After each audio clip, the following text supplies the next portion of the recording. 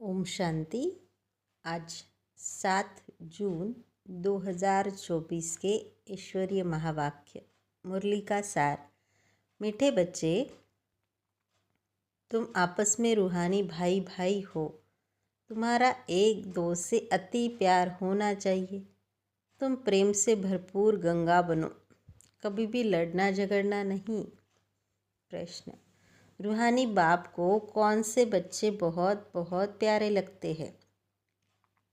उत्तर: 1. जो श्रीमत पर सारे विश्व का कल्याण कर रहे हैं। 2.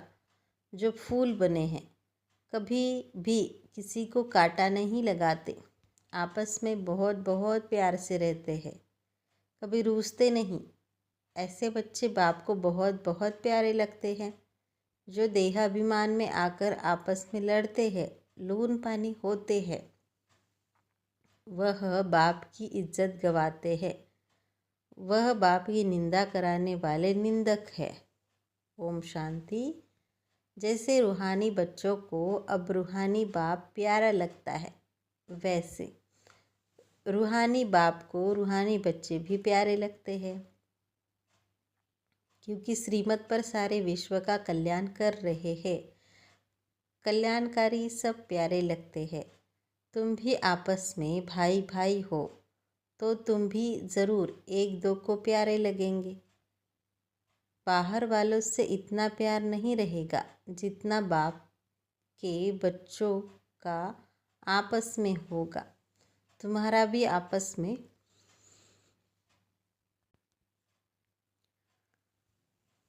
बहुत बहुत प्यार होना चाहिए। अगर भाई भाई यहाँ ही लड़ते झगड़ते हैं या प्यार नहीं करते, तो वह भाई नहीं ठहरे। तुम्हारा आपस में लव होना चाहिए। बाप का भी आत्माओं से लव है ना, तो आत्माओं का भी आपस में बहुत लव होना चाहिए। सतयुग में सब आत्माएं एक दो को प्यारी लगती है, क्योंकि शरीर का अभिमान टूट जाता है। तुम भाई भाई एक बाप की याद से सारे विश्व का कल्याण करते हो। अपना भी कल्याण करते हो तो भाइयों का भी कल्याण करना चाहिए। इसलिए बाप देह अभिमानी से देही अभिमानी बना रहे हैं। वो लौकिक भाई भाई तो आपस में धन के लिए, हिस्से के लिए लड़ पड़ते हैं। यहाँ लड़ने झगड़ने की बात नहीं। हर एक को डायरेक्ट कनेक्शन रखना पड़ता है। यह है बेहद की बात। योग बल से बाप से वर्षा लेना है, लौकिक बाप से स्थूल वर्षा लेते हैं। यह तो है रूहानी बाप से रूहानी बच्चों को रूहानी वर्षा। हर एक डायरेक्ट बाप से वर्षा लेना है। जितना जितना इंडिविजुअल बाप को याद करेंगे, उतना वर्षा मिलेगा। बाप देखेंगे आपस में लड़ते हैं, तो बाप कहेंगे तुम निधन के हो क्या? रूहानी भाई भाई को झगड़ना नहीं चाहिए। अगर भाई भाई होकर आपस में लड़ते झगड़ते हैं, प्यार नहीं, तो जैसे रावण के बन जाते हैं। वह सब आसुरी संतान ठहरे। फिर दैवी संतान और आसुरी संतान में जैसे कि फर्क नहीं रहता, क्योंकि देही अभिमानी बनकर ही लड़ते हैं। आत्मा आत्मा से लड़ती नहीं है। इसलिए बाप कहते हैं मीठे मीठे बच्चे, आपस में लोन पानी नहीं होते हैं तब समझाया जाता है। फिर बाप कहेंगे यह तो देह अभिमानी बच्चे हैं, रावण के बच्चे हैं, हमारे तो नहीं हैं, क्योंकि आपस में लून पानी होकर रहते हैं। तुम 21 जन्म शिरखंड होकर रहते हो। इस समय देही अभिमानी बन रहना है। अगर आपस में नहीं बनती है तो उस समय के लिए रावण संप्रदाय समझना चाहिए। आपस में लून पानी होने से बाप की इज्जत गवाएंगे। भले ईश्वरीय संतान कहते हैं, परंतु आसुरी गुण है तो जैसे देह अभिमानी है, देही अभिमानी में ईश्वरीय गुण होते हैं। यहाँ तुम ईश्वरीय गुण धारण करेंगे, तब ही बाप साथ में ले जाएंगे। फिर वही संस्कार साथ में जाएंगे। बाप को मालूम पड़ता है कि बच्चे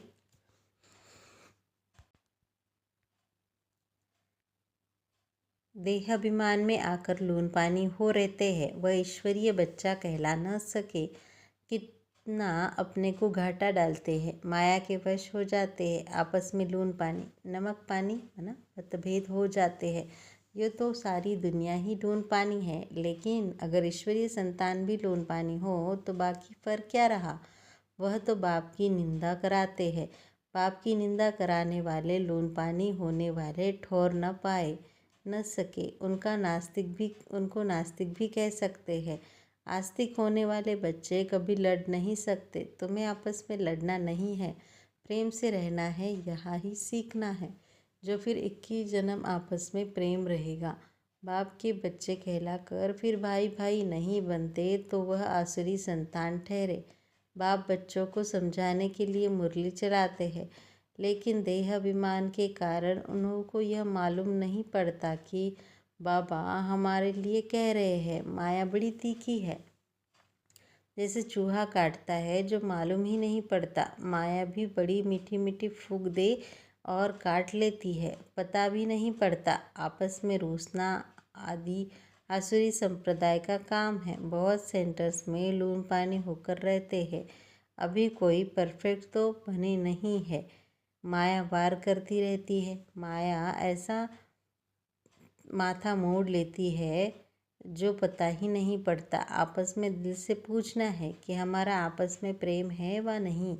प्रेम के सागर के बच्चे हो तो प्रेम से भरपूर गंगा बनना चाहिए। लड़ना झगड़ना उल्टा सुल्टा बोलना, इससे तो न बोलना अच्छा है। Hear no evil. अगर किसी में क्रोध का अंश है तो वह लव नहीं रहता है। इसलिए बाबा कहते हैं रोज अपना पोता मेल निकालो। आसुरी चलन सुधारती नहीं तो फिर नतीजा क्या निकलता है, क्या पद पाएंगे। बाप समझाते हैं कोई सर्विस नहीं करेंगे तो फिर क्या हालात हो जाएंगे। पद कम हो जाएगा। साक्षात्कार तो सबको होना ही है। तुमको भी अपनी पढ़ाई का साक्षात्कार होता है। साक्षात्कार होने के बाद फिर तुम ट्रांसफ़र होते हो। ट्रांसफ़र होकर तुम नई दुनिया में आ जाएंगे। पिछाड़ी में सब साक्षात्कार होगा, कौन कौन किस मार्क से पास हुआ है। फिर रोएंगे पीटेंगे, सजाए भी खाएंगे, पछताएंगे। बाबा का कहना नहीं माना। बाबा ने तो बार बार समझाया है कि आसुरी गुण नहीं होना चाहिए। जिनमें दैवी गुण है उनको ऐसा आप समान बनाना चाहिए। बाप को याद करना तो बहुत सहज है। अल्प माना बाप, बे माना बादशाही। तो बच्चों को नशा रहना चाहिए। अगर आपस में लून पानी होंगे तो फिर ईश्वरी औलाद कैसे समझेंगे। बाबा समझेंगे यह आसुरी औलाद है। माया ने इसे नाक से पकड़ लिया है, उनको पता भी नहीं पड़ता है। सारी अवस्था डावाडोल, पद कम हो पड़ता है।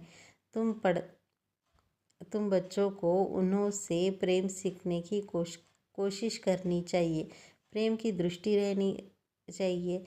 वहाँ प्रेम का सागर है तो बच्चों को भी खींचते हैं ना, तो तुमको भी प्रेम का सागर बनना है। बाप बच्चों को बहुत प्यार से समझाते हैं, अच्छी मत देते हैं। ईश्वरी मत मिलने से तुम फूल बन जाते हो। सब गुण सब तुमको देते हैं। देवताओं में भी प्यार है ना, तो वह अवस्था तुम्हें यहाँ जमानी है। इस समय तुमको नॉलेज है, फिर देवता बन गए हैं तो नॉलेज नहीं रहेगी। वहाँ दैवी प्यार ही रहता है। तो बच्चों को अब दैवी गुण भी धारण करने हैं। अभी तुम पूज्य बनने के लिए पुरुषार्थ कर रहे हो। अभी संगम पर हो। बाप भी भारत में आते हैं, शिव जयंती मनाते हैं, परंतु वह कौन है, कैसे, कब आते, क्या करते हैं, यह नहीं जानते हैं। तुम बच्चे भी अभी नंबरवार पुरुषार्थ अनुसार जानते हो। जो नहीं जानते हैं वह किसको समझा भी नहीं सकते हैं। पद भी कम हो जाता है। स्कूल में पढ़ने वालों में कोई की चलन खराब होती है तो कोई की सदैव अच्छी चलन रहती है। कोई प्रेसिडेंट रहे, कोई अब्सेंट। यह प्रेसिडेंट वह है जो सदैव बाप को याद करते हैं। सुदर्शन चक्रधारी चक्र फिराते रहते हैं। बाप कहते हैं उठते बैठते तुम अपने को सुदर्शन चक्रधारी समझो। भूलते हो तो अपसेंट हो जाते हो। जब सदैव प्रेजेंट होंगे तभी ऊंच पद पाएंगे, भूल जाएंगे तो कम पद पाएंगे। बाप जानते हैं अभी टाइम पड़ा है। ऊंच पद पाने वालों की बुद्धि में यह चक्र फिरता होगा। कहा जाता है शिव बाबा की ही याद हो, मुख में ज्ञान होगा तब प्राण से ज्ञान अमृत हो तब प्राण तन से निकले। अगर कोई चीज़ से प्रीत होगी तो अनासक्त में वह याद आती रहेगी। खाने का लोभ होगा तो मरने के समय वह चीज़ ही याद आती रहेगी। यह खाओ फिर पद भी भ्रष्ट हो पड़ेगा। बाप कहते हैं स्वदर्शन चक्रधारी होकर मरो और कुछ भी याद न आए। बिगर कोई संबंध जैसे आत्मा आई है वैसे जाना है। लोभ भी कम नहीं है। लोभ है तो पिछाड़ी समय वही याद आता रहेगा। नहीं मिला तो उसी आश में मर जाएंगे। इसलिए तुम बच्चों में लोभ आदि भी नहीं होना चाहिए। एक बाप समझाते हैं बहुत है, परंतु समझने वाले कोई समझे। बाप की याद को एकदम सीने से लगा दो। बाबा ओहो बाबा कहो, बाबा बाबा मुक्त से कहना भी नहीं है। अजपा जाप चलता रहे। बाप की याद में पवित्र कर्मातीत अवस्था में यह शरीर छूटे तब उच्च पद पा सकते हैं। अच्छा, मीठे मीठे सिकिलदे बच्चों प्रति माता पिता बाप दादा का याद प्यार और गुड मॉर्निंग। रूहानी बाप की रूहानी बच्चों को नमस्ते। धारणा के लिए मुख्य सार। पहला, प्रेम से भरपूर गंगा बनना है। सबके प्रति प्रेम की दृष्टि रखनी है। कभी भी मुख से उल्टे बोल नहीं बोलने हैं। दूसरा, किसी भी चीज़ में मोह नहीं रखना है। स्वदर्शन चक्रधारी होकर रहना है। अभ्यास करना है कि अंत समय कोई भी चीज़ याद न आए। आज का मधुर वरदान, पुरानी देह व पुरानी दुनिया की सर्व आकर्षणों से सहज और सदा दूर रहने वाले राजऋषि भव। अर्थ, राजऋषि अर्थात एक तरफ सर्व प्राप्ति के अधिकारी का नशा और दूसरी तरफ बेहद के वैराग्य का अलौकिक नशा। वर्तमान समय इन दोनों अभ्यासों को बढ़ाते चलो। वैराग्य माना किनारा नहीं, लेकिन सर्व प्राप्ति होते भी हद के आकर्षण मन बुद्धि को आकर्षण में नहीं लाए। संकल्प मात्र भी अधीनता न हो तो इसको कहते हैं राजऋषि अर्थात बेहद के वैरागी। यह पुरानी देह व पुरानी दुनिया, देह की पुरानी दुनिया, व्यक्त भाव, वैभव का भाव, इन सब आकर्षणों से सदा और सहज दूर रहने वाले। अच्छा स्लोगन है, साइंस के साधनों को यूज़ करो लेकिन अपने जीवन का आधार नहीं बनाओ। आगे मातेश्वरी जी के मधुर महावाक्य। देखो, मनुष्य कहते हैं कौरव और पांडव की आपस में कुरुक्षेत्र में लड़ाई लगी है और फिर दिखाते हैं पांडवों का साथी डायरेक्शन देने वाला श्री कृष्ण था। तो जिस तरफ स्वयं प्रकृतिपति है उसकी तो विजय ज़रूर होगी। देखो, सभी बात मिला दी है ना। अभी पहले तो इस बात को समझो कि प्रकृतिपति तो परम आत्मा है। श्री कृष्ण तो सतयुग का पहला देवता है। पांडवों का सारथी तो परमात्मा था। अब परमात्मा हम बच्चों को कभी हिंसा नहीं सिखला सकते। न पांडवों ने हिंसक लड़ाई कर स्वराज्य लिया। यह दुनिया कर्मक्षेत्र है जिसमें मनुष्य जैसा जैसा कर्म कर बीज बोता है वैसे अच्छा व बुरा फल भोगता है। जिस कर्म क्षेत्र पर पांडव अर्थात भारत माता शक्ति अवतार भी मौजूद है। परमात्मा भारत खंड में ही आते हैं, इसलिए भारत खंड को अविनाशी कहा जाता है। परमात्मा का अवतरण खास भारत खंड में हुआ है क्योंकि अधर्म की वृद्धि भी भारत खंड से हुई है। वहाँ ही परमात्मा ने योग बल द्वारा कौरव राज्य खत्म कर पांडवों का राज्य स्थापन किया। तो परमात्मा ने एक आदि सनातन धर्म स्थापन किया, परंतु भारतवासी अपने महान पवित्र धर्म और श्रेष्ठ कर्म को भूल अपने को हिंदू कहलाते हैं। बेचारे अपने धर्म को न जान और औरों के धर्म में जुट गए हैं। तो यह बेहद का मालिक खुद ही बताते हैं। यह तो अपने स्वधर्म को भूल हद में फंस गए हैं। इसको कहा जाता है अति धर्म की ग्लानि, क्योंकि यह सब प्रकृति के धर्म है। परंतु पहले चाहिए स्वधर्म। तो हर एक का स्वधर्म है कि मैं आत्मा शांत स्वरूप हूँ। फिर अपनी प्रकृति का धर्म है देवता धर्म। यह 33 करोड़ भारतवासी देवताएं हैं। तभी तो परमात्मा कहता है देह के अनेक धर्म का त्याग करो, सर्वधर्मानि परित्याज्य।